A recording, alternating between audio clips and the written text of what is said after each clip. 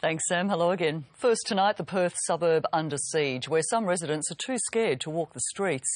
They say criminals are running riot and not enough's being done to protect vulnerable residents. Mark Gibson has more. The residents are telling me they're living in terror. Where are we living? Are we living really in Australia?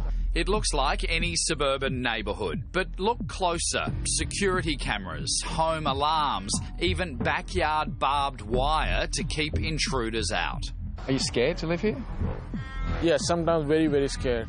This is Karawara, just near Curtin University, where residents are fighting back against break-ins, burglaries and antisocial behaviour. And the person who snuck in stole $500, a phone, a handbag, 2 bikes. So do you think if you had CCTV that would help prevent the problems with the robberies? Yes. Yeah. Some homeowners have installed their own cameras, but they say council-installed CCTV cameras in the street would help catch the criminals. Sometimes if you see your car is broken, your window is smashed, sometimes your fence is broken. The CCTV camera application they've put in will assist the police in pursuing the criminals and the drug dealers in the area. So many of the residents won't talk on camera because they're just too scared. Some of them told me the troublemakers are a law unto themselves who have nothing to lose. So they're terrified what might happen next. Most time police doesn't come for the small break-ins, but they give the report numbers because they have priority jobs. One punch caused all this pain. A teenage boy has been slashed with a samurai sword. So is crime in Perth on the rise? The answer is yes and no.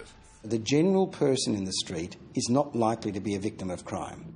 WA police figures show that over the past 5 years, offences against the person, that includes murders, assaults and robberies, are up 7%. But in the past 12 months, they're down 1%. Drug offences are up 20% over 5 years, but down 7% in the past 12 months. And family-related offences, including domestic assaults, are up 13% over 5 years, but down 5% last year. If you go down and drill down further and you have a look at it over a 10-year period, over the 10-year period it's declining. Murdoch University criminologist Guy Hall says domestic violence cases appear to be on the rise because more victims are speaking out. I know it's always bad to say something's good news when you talk about crime. The good news is that people are reporting domestic violence and sex offences. Professor Hall says globally crime rates are falling, but that doesn't stop the fear. There's no doubt that fear of crime has increased, and that continues to increase and remain much, much higher. There are certain people in the community who are afraid of crime way beyond their probability of being victims. Horrific crimes like whole families being murdered increase community concerns. When rare events occur, they're still rare events, even if they occur next to each other. And the ones that are at greatest risk of being a victim of violence are young males, and the perpetrators are other young males. In Karawara, there are no children in the playground, just drug bags and broken glass.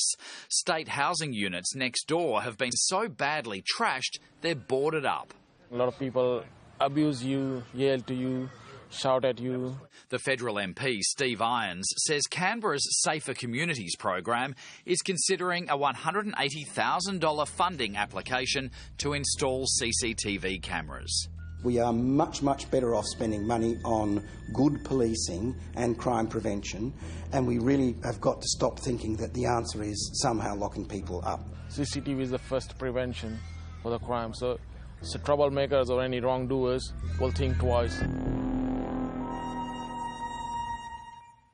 A decision on the security cameras is expected by the end of the year.